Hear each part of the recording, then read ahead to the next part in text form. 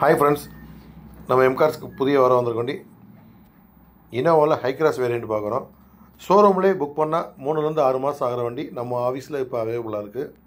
வண்டி தேவைப்படுறவங்க நம்ம எம்கார்ஸ் கால் பண்ணி அப்பாயின்மெண்ட் வாங்கிட்டு வந்து வண்டி பாருங்கள். வண்டி மாடல் பார்த்தீங்கன்னா 2023 மாடலு, 8வது மாதம்.